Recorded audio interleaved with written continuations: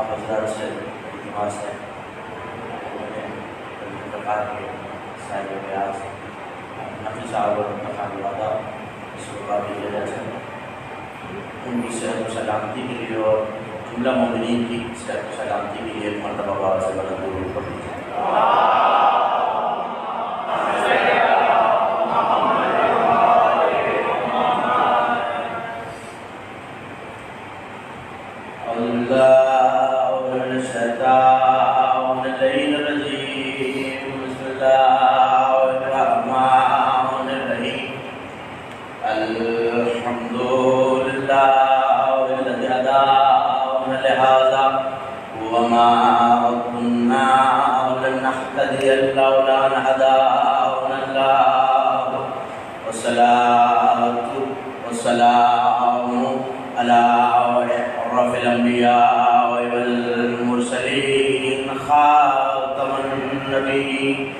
سیدنا و شفیع ذنوبنا و طبیب نفوسنا و حبیب قلوبنا مولانا بالقاسم محمد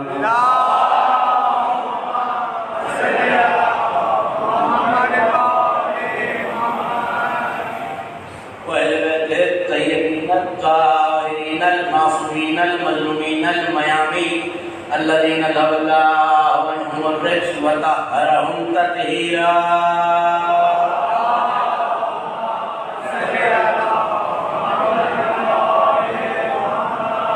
ولعنة الله على أعدائهم ومنكر وزائهم ومناعهم الأجمعين من يوم العداوة وظلمهم إلى يوم الدين أما بعد فقد قال الله سبحانه وتعالى في محكم كتابه المجيد وفرقانه الحميد وهو أصدق القائلين وقوله الحق رب أرني كيف تحيي الموتى صلوات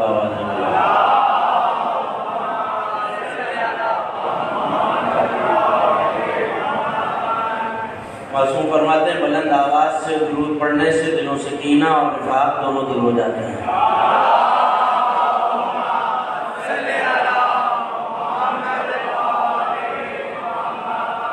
وہی جیسے شب شہادت امام ششم امام جعفر ابن محمد الصادق علیہ السلام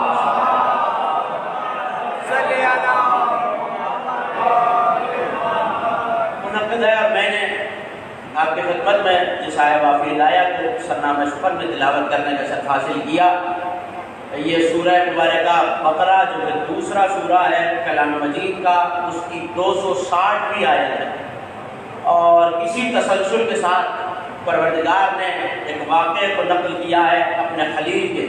لیکن اس سے پہلے کہ میں آیت کے ترجمے کی طرف بڑھوں یہ عرض کر دینا چاہتا ہوں، کثرت نوجوانوں کی اور بہت سے لوگ ذرائع ابلاغ کے ذریعے اس مجلس کو سن رہے ہیں، تو کچھ تاریخیں جو ظاہر ہے ہمیں پتہ ہونا چاہیے کہ ہمارا کون سا ہادی کس سن میں اور کس تاریخ کو اس دنیا میں آیا، اور کون سا دن تھا اور کیا تاریخ تھی کہ یوم شہادت ہے۔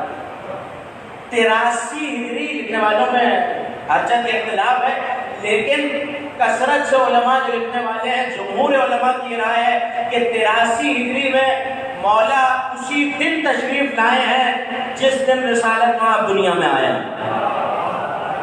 17 ربیع الاول کا دن ہے کہ سرکار دو عالم اس دنیا میں تشریف لائے ہیں، اور کمال یہ ہے کہ کوئی رب تو موجود ہے کہ جب بھی اسی تاریخ کو دنیا میں آیا، توجہ کیجیے گا، جب بھی اسی تاریخ کو دنیا میں آیا، اور وہ امام جو اس کا وسیع بھی ہے وارث بھی ہے اسی تاریخ کو دنیا میں آیا، لیکن صرف وسیع اور وارث نہیں ہے، کچھ اور قدر مشترک بھی ہے۔ آنے والے دونوں ہستیاں جو 17 ربیع الاول کو آئی ہیں، کمال یہ ہے کہ دونوں صادق ہیں، دونوں صادق ہیں، ایک مخبر صادق ہے، ایک جعفر صادق ہے۔ ایک مخبر صادق رسالت مآب کا لقب ہے، ایک مخبر صادق ہے، ایک جعفر صادق ہے۔ دیکھیے آپ یہاں اگر شعراء تشریف فرما ہے شاعر کو کہیے کہ فلاں صاحب ان کا کلام بڑا مرصع ہے، بہت رسا ہے، کیا سنجش الفاظ ہے، کیا قافیہ آرائی ہے، اور وہی شاعر جس کے شعر کی آپ تعریف کر رہے ہو وہ کسی کو کہے کہ یہ بہت بڑا شاعر ہے، تو یقیناً کوئی شخص سوچنے میں مجبور ہو جائے گا کہ ہم اس کی شاعری میں داد دے رہے ہیں، داد و تحسین کا شور ہم نے بلند کیا ہوا ہے اور یہ کسی کو شاعر مان رہا ہے۔ اب میں اسے کیا کروں؟ میری کیا حیثیت، میری کیا اوقات، میری کیا وسعت کہ میں مرتبوں کا تعین کروں جس سے اللہ کہہ رہا وما ینطق عن الہویٰ، یہ اتنا سچا ہے کہ وحی کے سوا بولتا نہیں، یہ مخبر صادق ہے، وہ کہہ رہا ہے میرا ایک بیٹا جعفر صادق ہے۔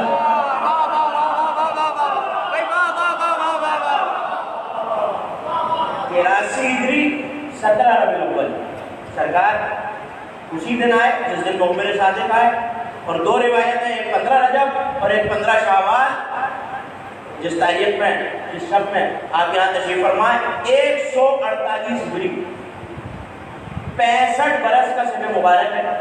کئی القابات ہیں لیکن معصومین کے حوالے سے یہ بات بھی ذہن میں رکھی جائے کہ القابات کچھ وہ ہوتے ہیں جو غیر معروف ہوتے ہیں، کچھ وہ ہوتے ہیں جن کی شہرت زیادہ ہوتی ہے۔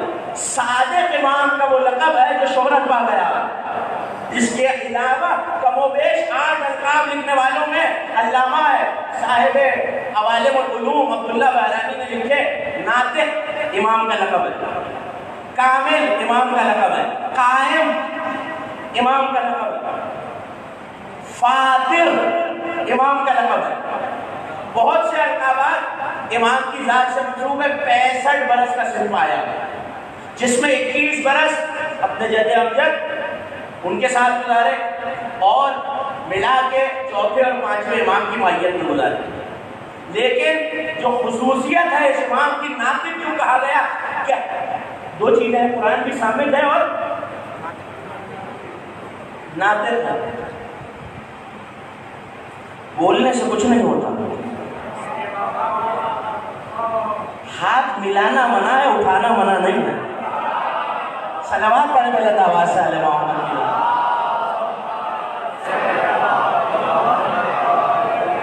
توجہ ہے کہ مومن میری طرف رکھے، ناطق ایک حجت کے ہوتے ہوئے اگر دوسری حجت موجود ہو، نبی موجود ہے، علی نے کبھی حکم صادر نہیں کیا نبی کے ہوتے ہوئے، کیوں؟ نبی ناطق حجت تھے، جب تک نبی رہے علی سامد ہے، جب تک علی تھے موجود ہے علی ناطق حسن سامد، حسن موجود ہے حسن ناطق حسین سامد۔ اس امام کو ناطق کیوں کہا گیا؟ چونکہ شریعت جس طرح پھیلی ہے، امام کے القاب کا ایک لقب ہے رئیس مذہب جعفریہ، جس کے نام سے دیکھیے فضائل علی کے پڑھنا ہے، مسائب حسین کے، حسین حسین کر رہے ہیں، علی علی کر رہے ہیں، پھر بھی ہم اپنے آپ کو علوی نہیں کہتے، پھر بھی فقہ کا نام علوی فقہ نہیں ہے، حسینی فقہ نہیں ہے، حسنی فقہ نہیں ہے، فقہ جعفریہ۔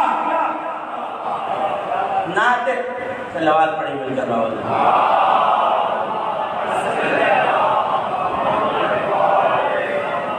ایسے نہیں آل محمد کے شاہ نشان بلند آواز سے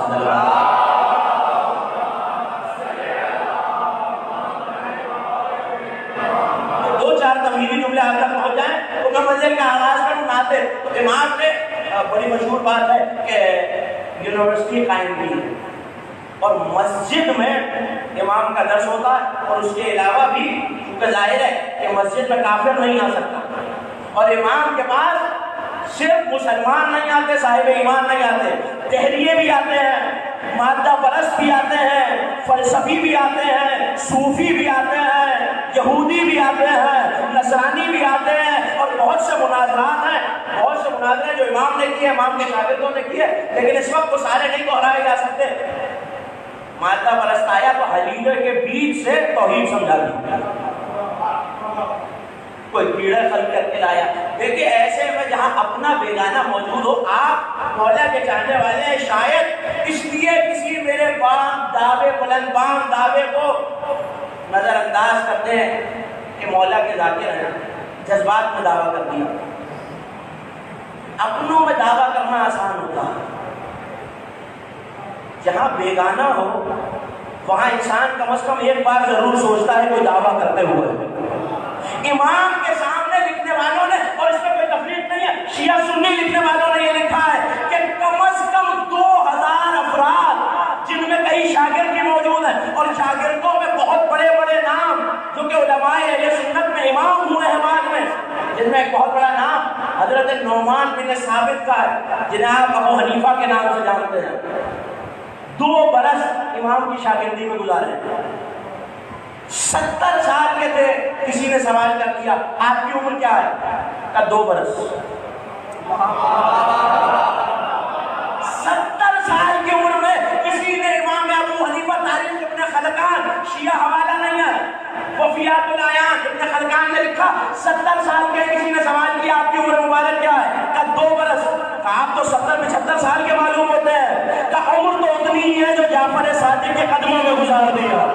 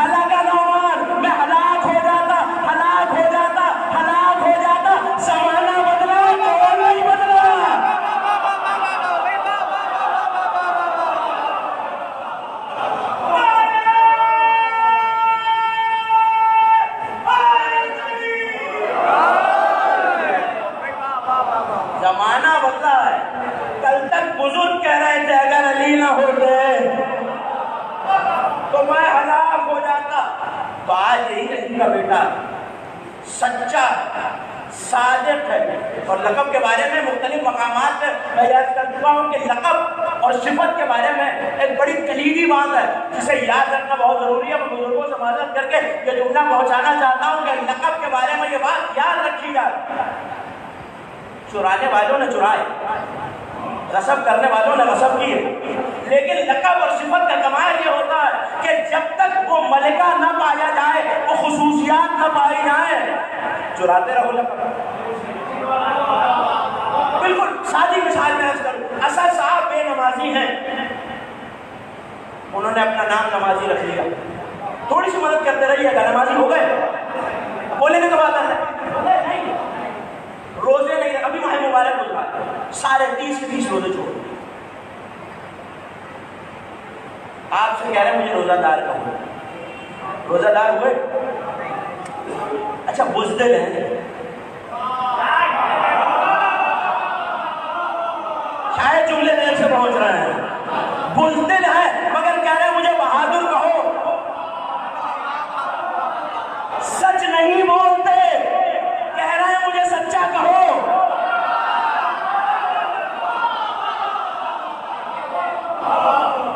حج نہیں کیا، کہہ رہے ہیں مجھے حاجی کہو۔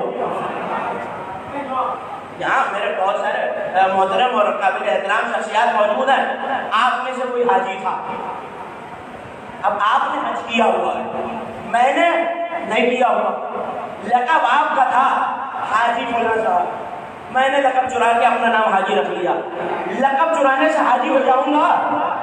سب اگر مل کے بولیں گے تو میری منزل آسان ہو جائے گی، فیصلہ ہو جائے گا، لقب چرانے سے حاجی ہو جاؤں گا؟ نہیں، فلاں صاحب سچے ہیں، میں نے ان کا لقب سچائی والا چرا لیا، میں سچا ہوا حالانکہ جھوٹا تو نہیں ہوں گا۔ آپ نماز پڑھتے ہیں، میں نہیں پڑھتا، میں نے آپ سے لے کے اپنا نام نمازی رکھ لیا، نمازی ہو جاؤں گا؟ نہیں، یعنی نمازی کا لقب چرانے سے کوئی نمازی نہیں ہو جاتا، سچے کا لقب چرانے سے کوئی جھوٹا سچا نہیں ہو جاتا، حاجی کا لقب چرانے سے کوئی بے حج کیا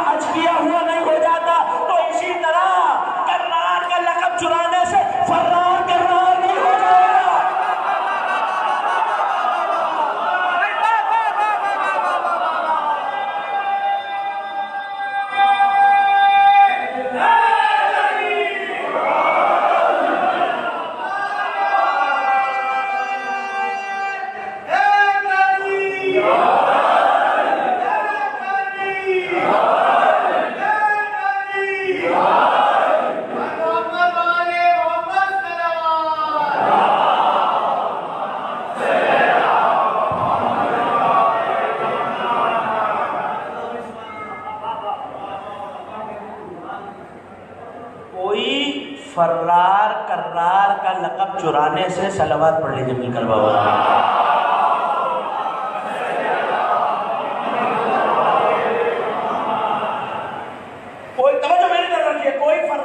کرار کا لقب رکھ لینے سے کرار نہیں ہوگا. اسی طرح اگر کوئی جھوٹا ہو اور وہ لقب صادق رکھ لے تو صادق ہو نہیں جائے گا. پتا کیا چلا؟ پتا یہ چلا جو لقب چرائے اس کے پاس کچھ آتا نہیں ہے، جس سے چرایا جائے اس کے پاس سے کچھ جاتا نہیں ہے. خود کو امیر المومنین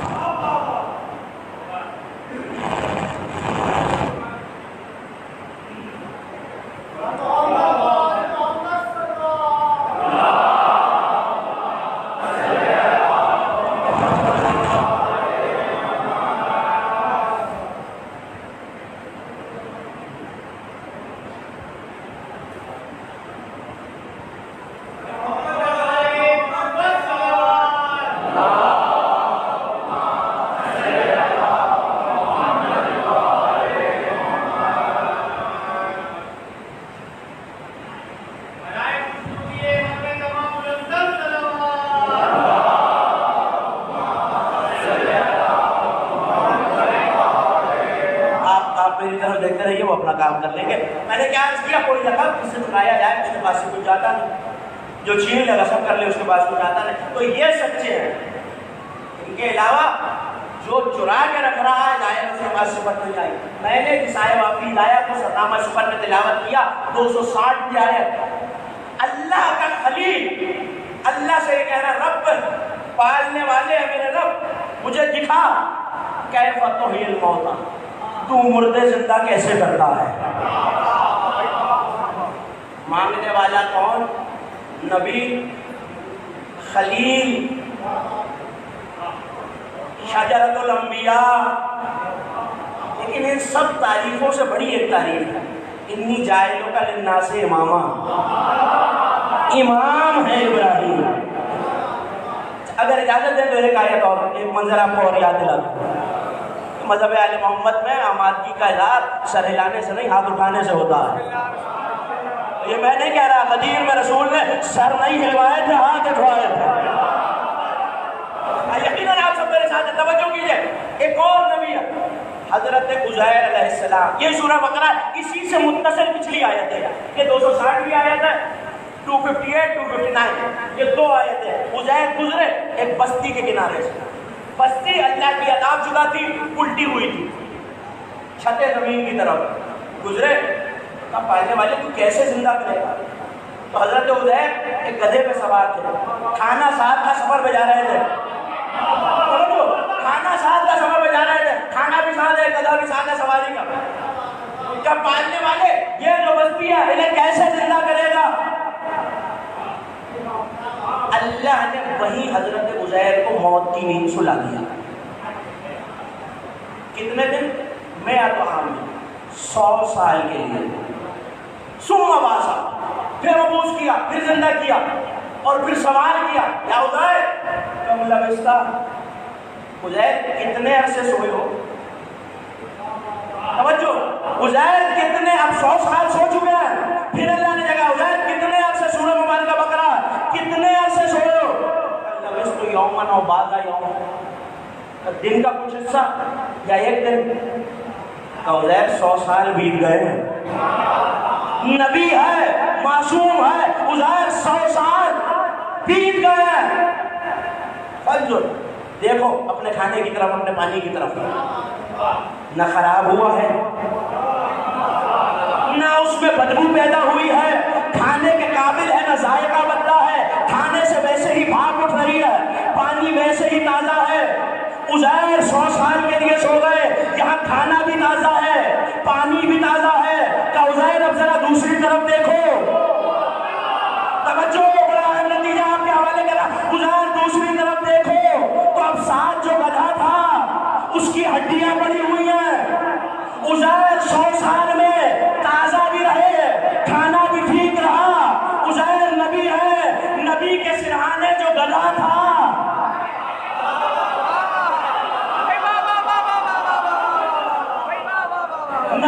بدن ٹھیک رہا، مگر سرحانہ جو گدا تھا وہ گل سڑ گیا ہے۔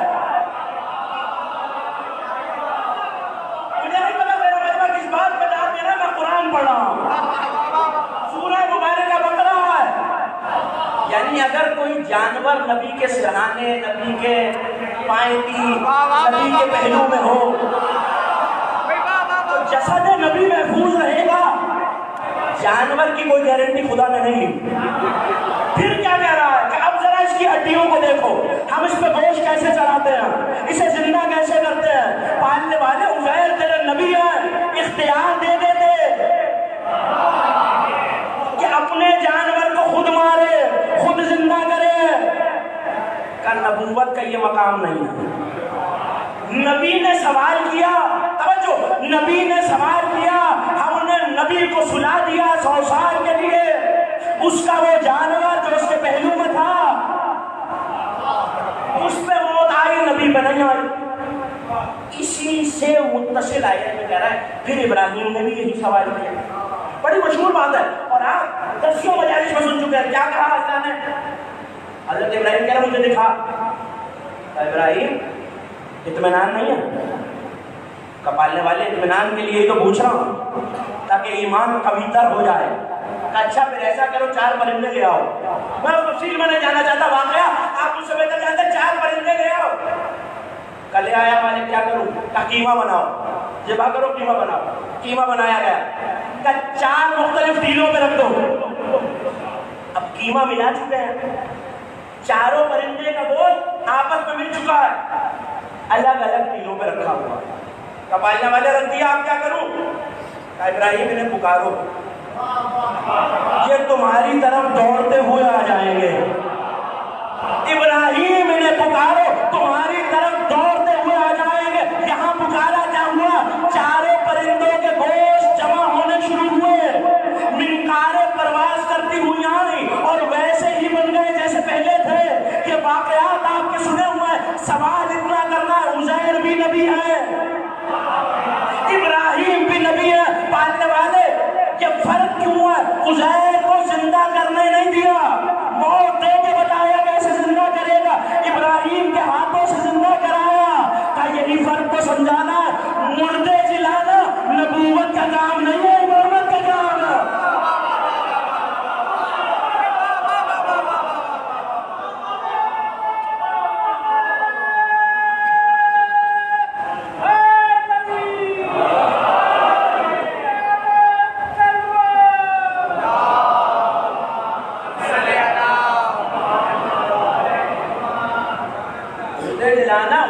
صرف نبی ہیں، ابراہیم انی جاعلک للناس اماما، مگر وسعت اقتدار اور اختیار محدود ہے حضرت ابراہیم کا، صرف اپنی دور کی انسانیت کے امام،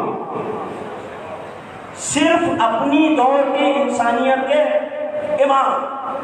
راوی کہتا ہے کہ میں بیٹھا ہوا تھا چھٹے امام کی بزم میں اور کسی سوال کرنے والے نے سوال کیا کہ آپ کہتے ہیں آپ نسل ابراہیم میں سے ہیں اور آپ انبیاء کے وارث بھی ہیں اور آپ نبی کے وارث بھی ہیں، علی کے وارث بھی ہیں، حسن کے وارث بھی ہیں، تو کوئی معجزہ دکھائیے۔ کہ ابراہیم والا معجزہ دیکھنا چاہتا ہے تو 4 پرندے لے آ۔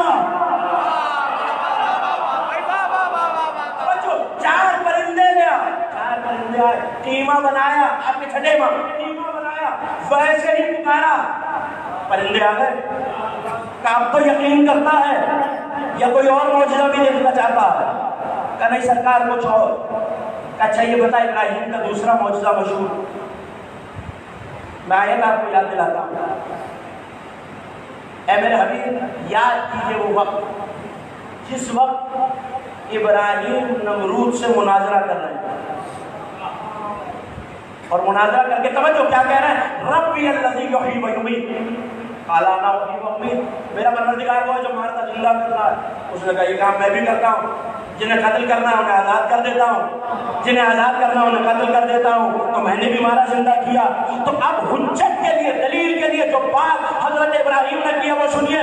حضرت ابراہیم نے کہا میرا پروردگار تو وہ ہے جو مشرق سے سورج نکالتا ہے، جو مغرب کا غروب کر دیتا ہے، اگر تو رب ہے فاتح من المغرب، مغرب سے نکال. مبہوت، سناٹا، سانپ سونگ گیا. ظاہر ہے کہ جواب نہیں تھا. حضرت ابراہیم چلے گئے. میں مختلف مقامات پہ یہ واقعہ آپ کو سنا چکا ہوں، مگر آج ایک دوسری طرف آپ کی توجہ مبذول کرانی ہے. حضرت ابراہیم چلے تو ایک بوڑھا شخص پیچھے پیچھے آیا، آ کے دامن تھاما کہ سرکار میں نے مان لیا آپ نے خوب دلیل دی، میں آپ کی نبوت کا قائل ہو گیا، مگر اتنا بتائیے اگر وہ کہتا کہ میں نکال لوں گا تو اسے پروردگار ماننا پڑتا کہ میں علم نبوت سے جانتا ہوں قیامت تو آ سکتی ہے، یہ سورج مغرب سے نہیں نکال سکتا. توجہ ہے کہ مومن میری طرف دیکھے، یہ نمرود سورج کو مغرب سے نہیں نکال سکتا، اس لیے یہ میرا پروردگار نہیں ہے.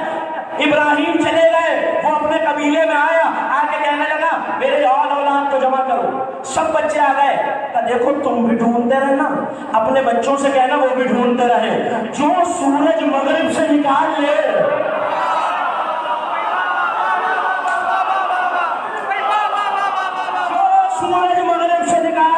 تھوڑی سی مدد کریں گے. کسی نے نکالا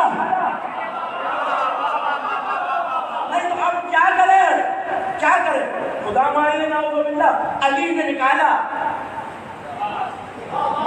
قیامت کی نشانیوں میں قیامت اس دن آئے گی جس دن سورج مغرب سے نکلے گا. علی نے نکالا بھی قیامت بھی نہیں آئی. کیوں؟ کہ اللہ کے حکم کو نافذ کرنے والا ہے، پروردگار کے اشاروں پہ چل رہا ہے سورج. اس تفصیل میں نہیں جانا چاہتا اسی ممبر سے، یہ سارا واقعہ آپ کو سنا چکا ہوں. بس اتنا ہے کہ جب میں نے سورج سے صبح صبح پوچھ لیا کہ تو پروردگار کے حکم سے چلتا ہے، یہ علی کی انگلی کے اشارے پہ پلٹ کیوں آ رہا ہے، تو پلٹ کے کہنے لگا علی کا ہاتھ کہاں ہے؟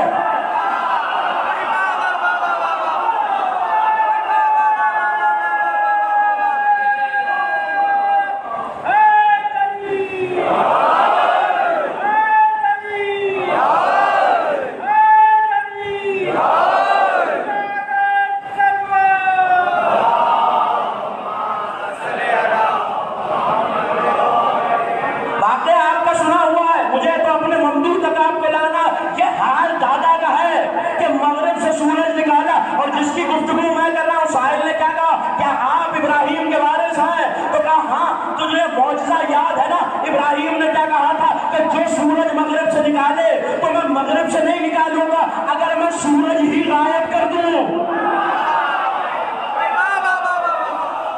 علامہ ہاشم بہرانی مدینہ الماجد حوالہ میں نے دے دیا آپ کو، کہتا ایک مرتبہ مولا نے ہاتھ بڑھایا.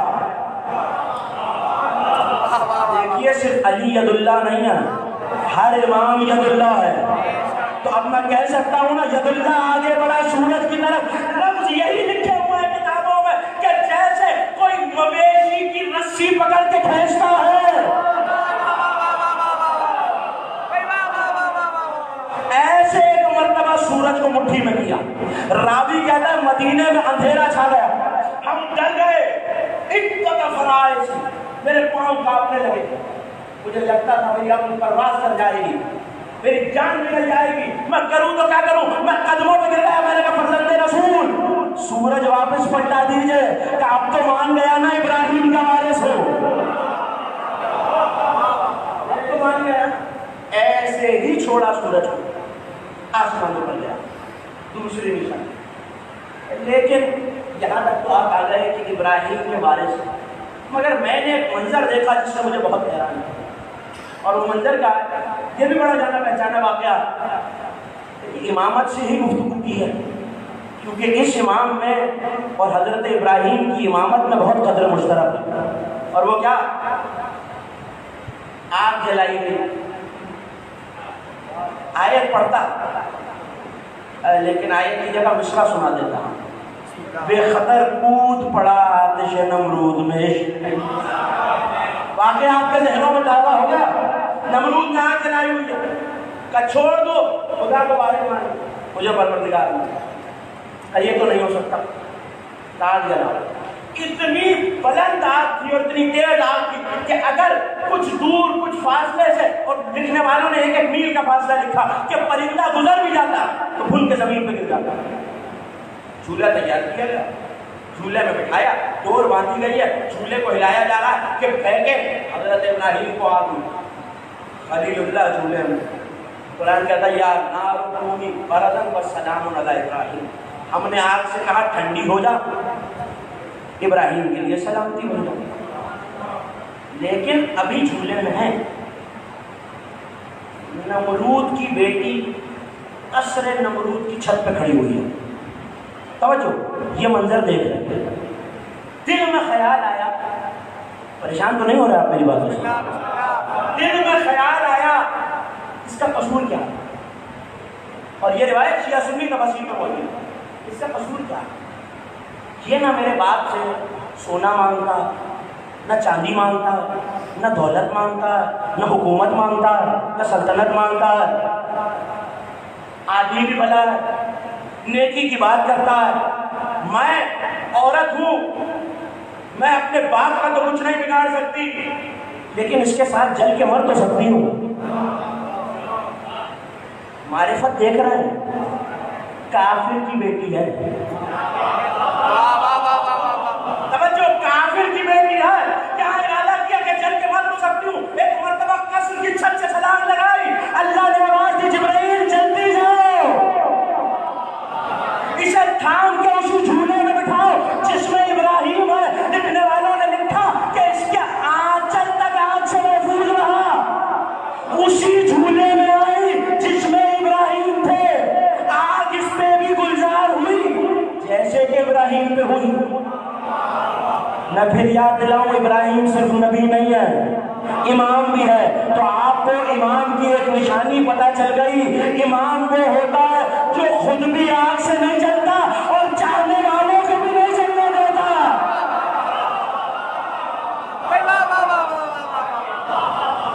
یہ تو آپ نے سن لیا، یہ صرف آپ کی توجہ کو مبذول کرانے کے لیے، یعنی امام صادق وارث ہے تو انہیں بھی آگ سے نہیں ملنا چاہیے۔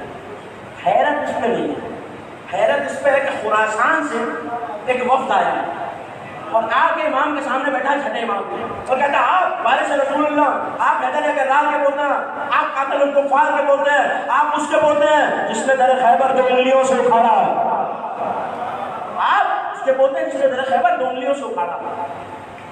بہت شیعہ ہیں خراسان، خروج کیوں نہیں کرتے؟ بہت شیعہ ہیں خراسان، پورا لشکر تیار ہم کر کے دیتے ہیں، خروج کیوں نہیں کرتے؟ جو کتاب بھی مذہب شیعہ میں لکھی گئی ہے امام صادق پر، اس میں یہ واقعہ ہے، اردو عربی فارسی سب، خروج کیوں نہیں کرتے؟ خاموش، خروج کیوں نہیں کرتے؟ خاموش۔ جب تیسری مرتبہ اس نے کہا نا مولا آپ خروج کیوں نہیں کرتے، حکومت تو آپ کا حق ہے، سامنے تنور جل رہا تھا، توجہ، اور کہا اٹھو جا کے تنور میں بیٹھ جاؤ۔ محفل میں اس سے زیادہ خاموشی ہے۔ کہتا ہے فرزند رسول میں بال بچوں والا ہوں، میں کیسے جا کے بیٹھ جاؤں؟ اچھا، کچھ دیر گزری، سامنے سے ہارون مکی آ رہا تھا، جانتے کہاں گیا تھا؟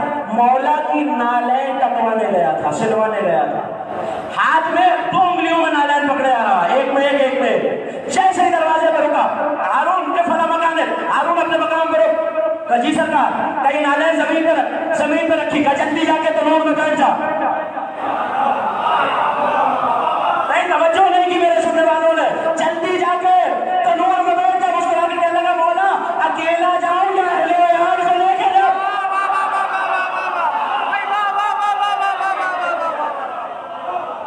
یہ دور نہ ہوتا تو شاید میں یہ واقعہ نہیں کرتا۔ میں نے جائز کیا، وہ کہہ رہا اکیلا جاؤں یا ساتھ لے کے جاؤں؟ اور کہا جلدی جاؤ، بیٹھ جاؤ، کسی کو لے جانے کی ضرورت نہیں ہے۔ تنور کا ڈھکن ہٹایا، بیٹھ گیا، ڈھکن رکھ دیا گیا، اور یہ جو بیٹھا ہوا ہے یہ گن رہا ہے۔ اب لباس جل گیا ہوگا، اب جلد جل چکی ہوگی، اب گوشت جل رہا ہوگا، اب ہڈیاں جل گئی ہوں گی، اب تو سرما بھی رہ گیا ہوگا۔ جب اس کے ذہن میں خیال آیا نا کہ مارا گیا ہارون مکی، امام نے ایک مرتبہ تو جملہ سن لیے، امام نے اس کی طرف بند نگاہوں سے دیکھا، کہا اٹھ اے ضعیف عقیدے والے،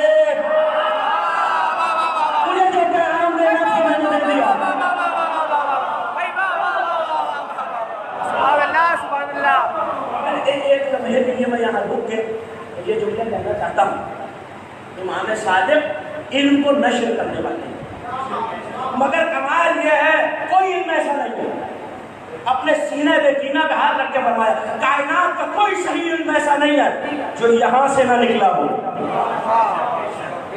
ایسے میں فلاسفہ بھی آئے ہیں، اطباء بھی آئے ہیں، نجومی بھی آئے ہیں، مادہ پرست بھی آئے ہیں، واقعات آپ کے ذہنوں میں آپ کے پیش نظر ہے۔ لیکن جو امام کافروں کو طب سکھا رہا ہے، فلسفیوں کو فلسفہ پڑھا رہا ہے، صوفیوں کو صوفیت سے نکال کر توحید کی طرف لا رہا ہے، کیا وہ شیعوں کو بھی یہی پڑھاتا ہوگا؟ بھائی شیعہ امام کی وزن میں آیا، وہ پہلے سے توحید کو مانتا ہے۔ تھوڑی سی دقت کیجیے گا، شاید کسی کو یہ بات تنگ لگے تو میں معذرت چاہتا ہوں، شیعوں کو یہی درد دے رہے ہیں توحید پڑھو۔ بھائی مولا کو مانتے ہیں، ظاہر ہے توحید کے عارف ہیں۔ اچھا فرزند رسول کو فرزند رسول ماننا ہے تو نبی کو بھی مانتے ہیں۔ امام صادق کے شیعہ ہیں تو ولایت علی بھی دل میں ہے، محبت اہل بیت بھی دل میں ہے، حق سیدہ بھی دل میں ہے، تو وہاں امام انہیں کیا درس دے رہا ہے ذرا وہ بھی تو دیکھے۔ یونیورسٹی آف امام صادق کے گن گانے والے کہ یاد رکھیں امام صادق کے علم میں صرف حلیلے کے بیج نہیں ہے، صرف حلیلے کے بیج نہیں ہے، صرف صوفیہ کو توحید نہیں سکھائی ہے، صرف نصرانیوں سے مناظرے نہیں کیے، جتنے شیعہ موجود ہیں میں بڑی ذمہ داری سے کہہ رہا ہوں جب درس دیا ہے ولایت علی کا درس دیا۔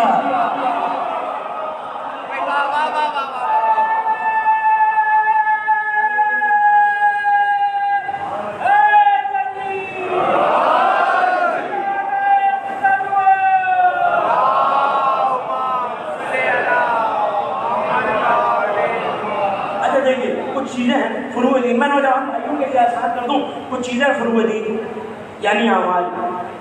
اعمال بے سود ہیں اگر اصول دین نہ ہو، یعنی عقائد۔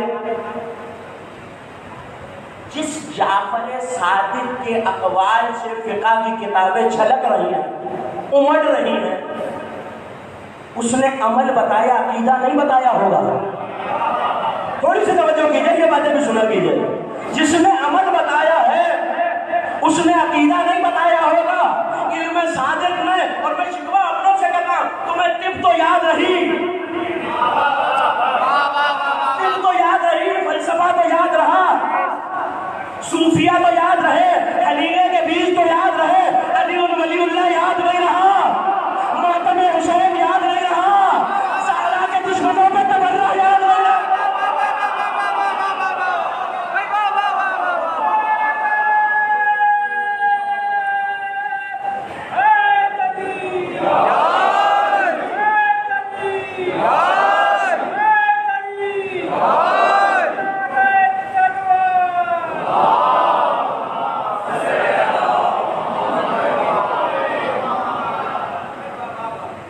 بلند آواز سے صلوات پڑھیے، وہ میں ساتھی کی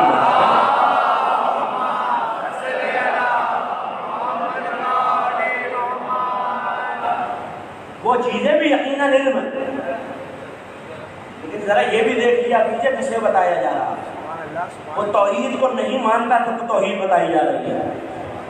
یہی نعمان بن ثابت آئے ہیں، اب یہاں تک آ گیا ہوں تو بات کو مکمل کر کے جاؤں گا۔ یہی نعمان بن ثابت کیوں سنا رہے ہیں صاحب آپ؟ کیا ضرورت ہے یہ عقائد کو تنقید؟ سنیے، ممبر کس لیے ہے؟ میں نے پوچھا تو کہنے لگے امر بالمعروف نہی عن المنکر۔ میں نے کہا بالکل صحیح، لیکن اب ذرا سنیے، یہی نعمان بن ثابت آئے ہیں امام کی بارگاہ میں اور آگے پوچھ رہے مولا امر بالمعروف کیا ہے، نہی عن المنکر کیا ہے؟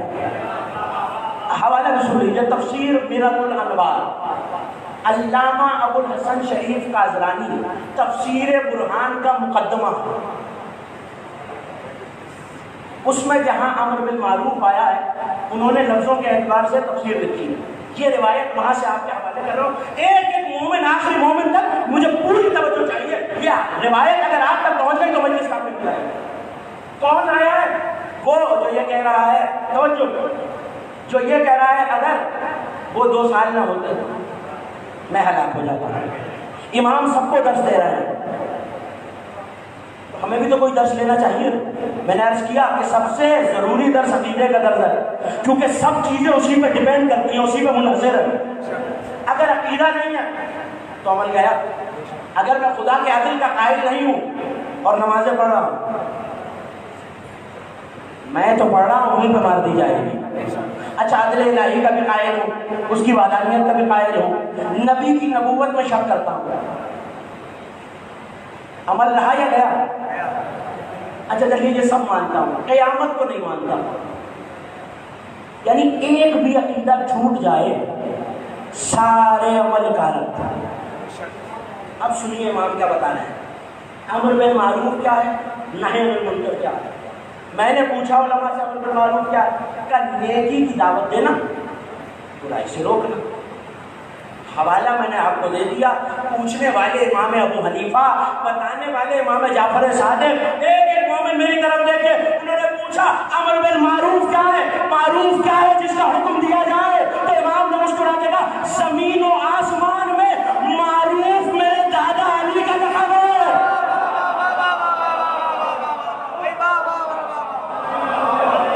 سنتا رہیے، معروف میرے جد علی کا لقب ہے۔ منکر کیا ہے؟ جب معروف علی ہے، اب مجھے نہیں پتا کہ جو حیرت سے مجھے دیکھ رہے ہیں وہ کیوں، حوالہ میں نے آپ کو دے دیا۔ معروف کس کا لقب؟ مجھے بہت آہستہ آواز آ رہی ہے، دیکھیے یہ وہ نام ہے جس کے بارے میں اس امام کا فرمان کافی جیسی کتاب میں موجود ہے، ان الشیطان اذا سمع منادیا ینادی یا محمد یا علی ذاب کما یذوب الرصاص۔ جب کبھی شیطان کسی مومن سے یا علی یا محمد کی صدا سنتا ہے، ایسے پگھل جاتا ہے جیسے آگ پہ برف پگھلتی ہے۔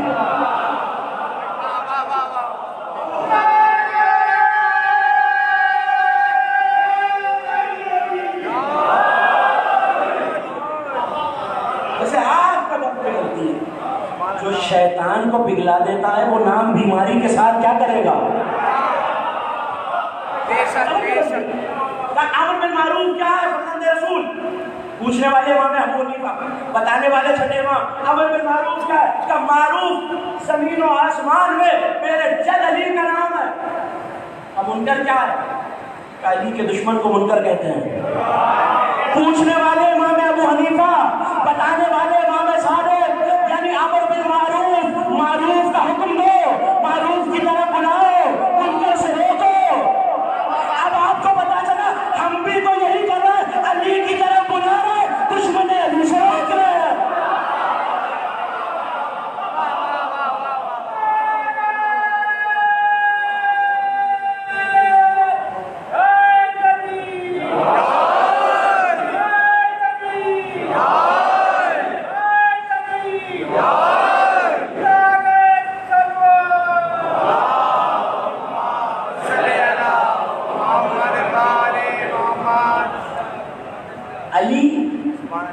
بلانا امر بالمعروف، یعنی اب جہاں علی نہیں ہے، دیکھیے شریعت ہے تو علی سے، دین ہے تو علی سے، مذہب ہے تو علی سے، لیکن میں آگے بڑھ کے کہہ دیتا ہوں جو گھبرا ہے، رسالت ہے تو علی سے، توحید ہے تو علی سے۔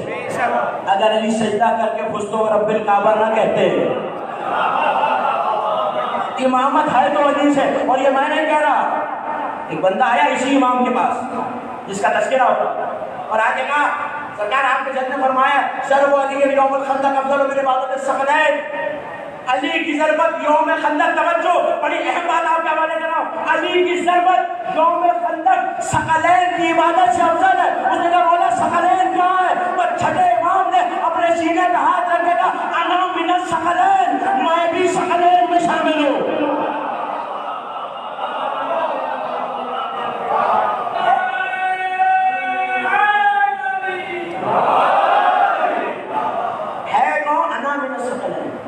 میں بھی ثقلین میں شامل ہوں۔ کا مولا کیا مطلب؟ کہ اگر اس دن علی شہید ہو جاتے تو میں ہی کہاں ہوتا؟ تو میں بھی ثقلین میں شامل ہوں. اچھا ہے کون؟ ذرا توجہ اس پہ کر لیجیے. ہے کون؟ تقریر بالکل مسجد میں قریب آ گئی ہے. کون ہے؟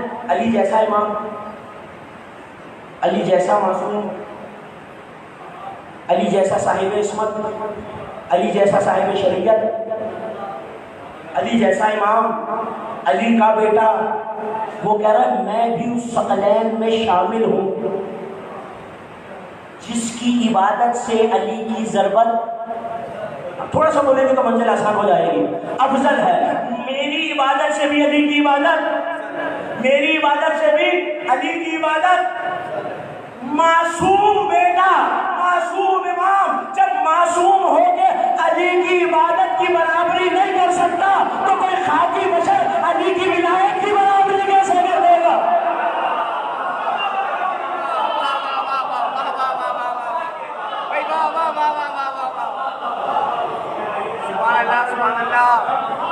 کیسے برابری؟ درس جو دیا، میں یہی سے میں نے گفتگو کو موڑا تھا کہ درس کیا دیا، صرف خلیجے کے بیچ نہ یاد رکھیے. ظاہر وہ بھی علم ہے، وہ بھی امام صادق کا، امام کے شیعوں کے لیے ہے، وہ مناظرہ میرے اور آپ کے فضائل ایمان کے لیے ہے. لیکن جس پہ غور کرنا ہے ذرا اس پہ تو غور کیجیے. صرف مسجد میں بیٹھے ہوئے نصرانیوں اور عیسائیوں کو قائل کر لینا علم صادق نہیں ہے. آپ کہیں گے پھر کیا ہے؟ جس فرش اعضاء پہ بیٹھے ہوئے ہیں یہ علم امام صادق ہے، یہ تربیت امام صادق ہے. کربلا کی زیارت ہے، السلام علیکہ یا وارث آدم صفوت اللہ، یہ علم امام صادق ہے. ولایت علی علم امام صادق ہے. عزاداری امام حسین علم امام صادق ہے. اور کہوں جتنی زیارتیں آپ کربلا میں پڑھتے ہیں 90% جو شب جمعہ پڑھ رہے ہیں، جو کربلا جا کے پڑھ رہے ہیں، قریب کی زیارت دور کی زیارت، سب 90% آپ کے چھٹے امام سے مربوط. یہاں تک پہنچ جایا میں نے کہا یہی امام کسی قبر پہ کھڑے، میں مقام بظاہر پر یہی امام کسی قبر پہ کھڑے ہو کے کہہ رہا ہے السلام علیکہ یا ایھا العبد الصالح، اے عبد صالح، اے عباس بن علی تم پر میرا سلام. لعن اللہ من جہل حق کا، جو آپ کے حق سے جاہل ہے اللہ اس پہ لعنت کرے. دشمن عباس پہ لعنت کرنا علم امام صادق ہے.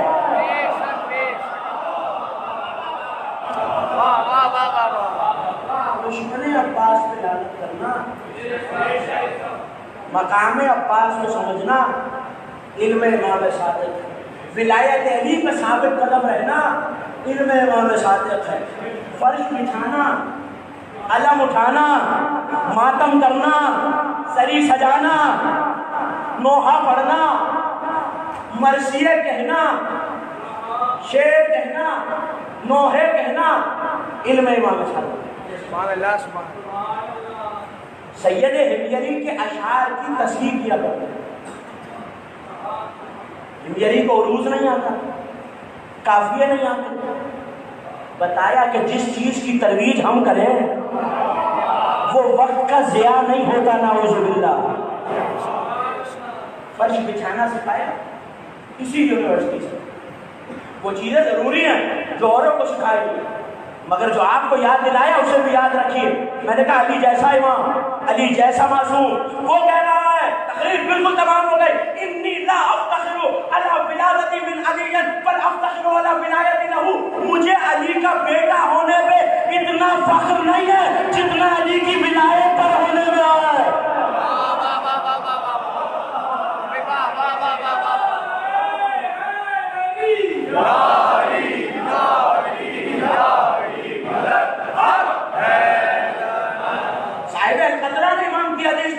مجھے علی کی ولایت پر ہونے میں اتنا فخر محسوس نہیں ہوتا، علی کی ولادت میں ہونے میں اتنا فخر محسوس نہیں ہوتا، علی کا بیٹا ہونے میں اتنا فخر محسوس نہیں ہوتا جتنا اپنے جد کی ولایت پر ہونے میں. مولا وجہ لأن ولادتی منہ فضل و ولایتی لہ علیہ فرض. چونکہ ان کا بیٹا ہونا بس ایک فضیلت ہے اور ان کی ولایت پر ہونا مجھ جعفر صادق پر بھی واجب ہے. در سے ولایت دیا، قدم قدم دوست رکھو اسے، جو ہمارا دوست ہے، چاہے گناہگار کیوں نہ ہو۔ حوالے کی ذمہ داری سے اچھا رہا خطرہ، دوست رکھو اسے جو ہمارا دوست ہے، چاہے معاشرے میں مست کیوں نہ ہو۔ دشمنی رکھو اس سے جو ہمارا دشمن ہے، چاہے عزت دار کیوں نہ ہو، عبادت گزار کیوں نہ ہو، کیونکہ ہمارے بغیر عبادتیں اس کے کسی کام نہیں آئیں گی۔ راوی کہتا ہے امام کی بارگاہ میں آیا، قرب تناول فرما رہے ہیں، ایسے میں نے راستے میں ایک منظر دیکھا ہے، مولا نے مجھ سے کہا آپ کھاؤ۔ کہا مولا میں نے ایسا منظر دیکھ لیا ہے کہ میں کھا نہیں سکتا۔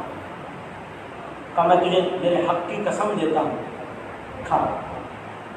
آگے بڑھا، خطبہ امام تھا، کچھ چھوڑ میں اٹھا کے تناول کیا۔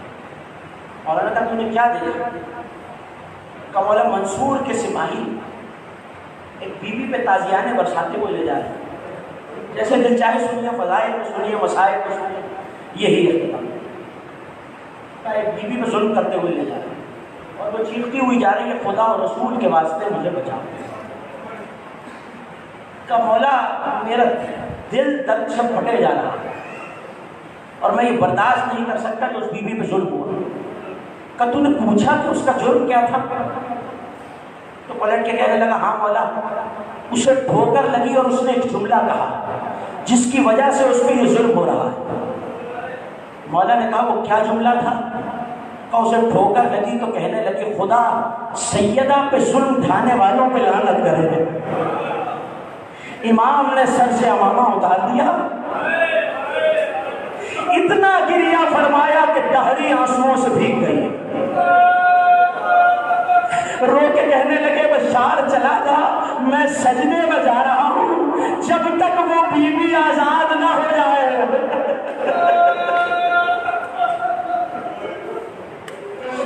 اجرکم اللہ، آپ کی آوازیں بلند ہو گئی، آپ کی آنکھوں نے اشکوں کا وضو کر لیا۔ یہی وہ امام ہے عزادارو جس نے فرش عزا کی تہذیب دی ہے۔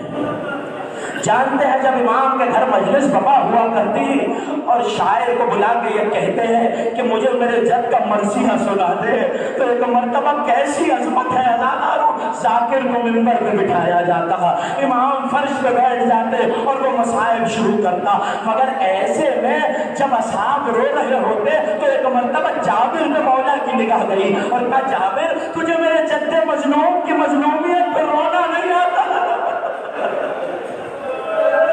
جابر نے آنسوؤں سے بھیگا ہوا رومال آگے بڑھا دیا، آقا دیکھیے میرا رومال بھیگا ہوا ہے۔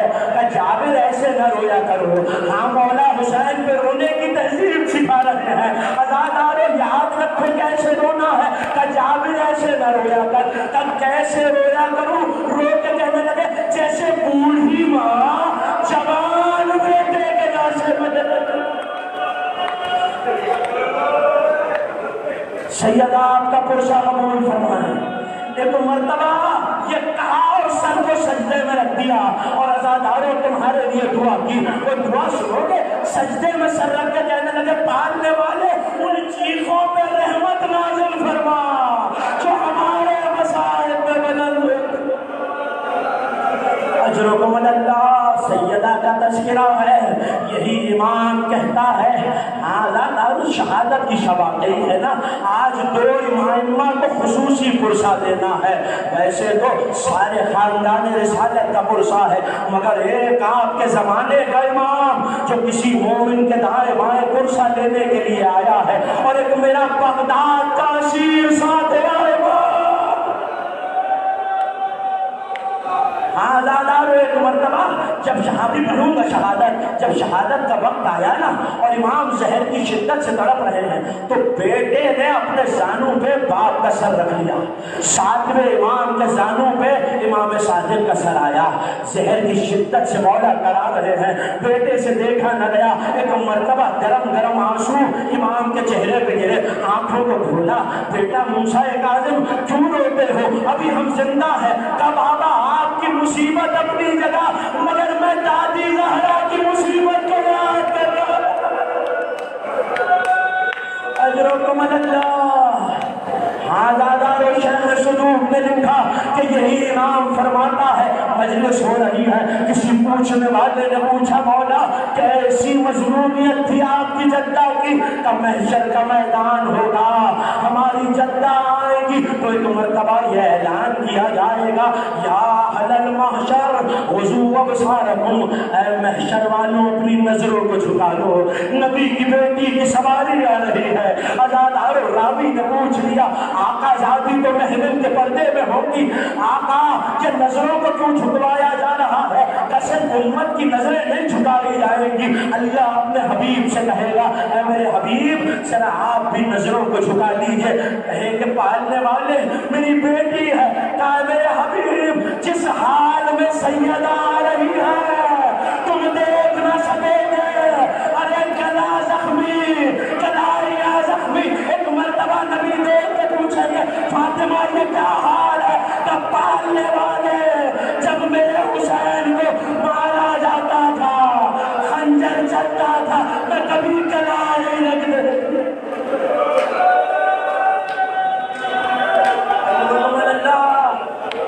आज़ादारों मजलिस हुआ करती थी, साकिर मेंबर में होता, ऐसे में मौला ने कहा मेरे कुछ जद के मसाइल के बन सुना दे, कुछ अशार सुना दे। अभी उसने मरसिए का आगाज ही किया था, मौला ने कहा ठहर जा। कनीज से कहा यहाँ एक पर्दा लगा दिया जाए। शायर कहता है मैं समझ गया, अहले बैत की शहजादियां पर्दे के पीछे हैं। वो कहता है अभी मैंने शहादत अली अकबर का बंद पढ़ा था, अरे पर्दे से रोने की आवाजें आई, मैं ठहर गया। मैंने कहा शहजादियां रो रही हैं, रो के कहते इन्हीं को सुनाने के लिए।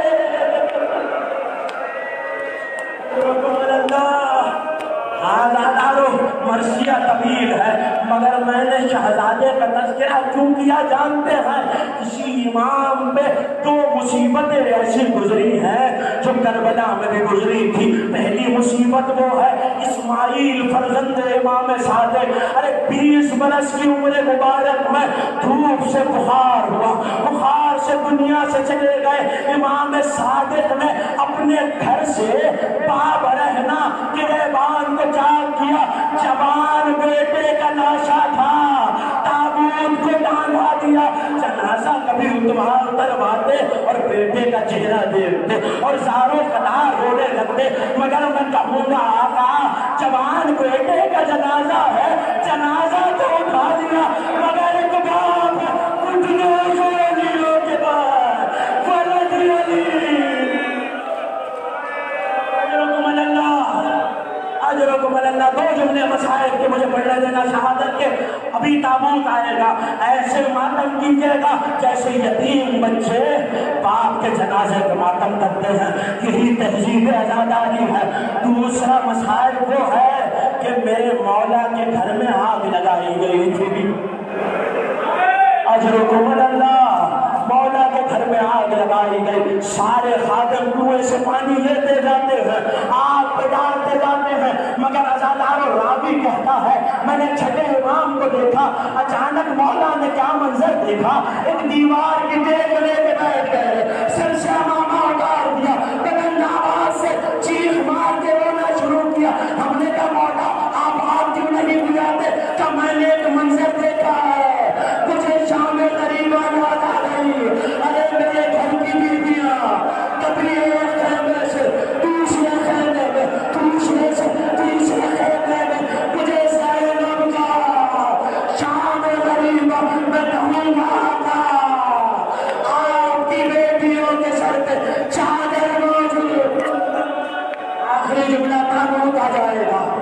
अजरुकुम अल्लाह, जहर दिया गया। दो रिवायतें मौजूद हैं, एक ये कि अंगूर में जहर दिया गया, दूसरी रिवायत कि ताजियाना पुष्प मुबारक पे मारा गया था, वो ताजियाना जहर में बुझाया गया था। मेरे मौला दर्द की शिद्दत से तड़प रहे हैं,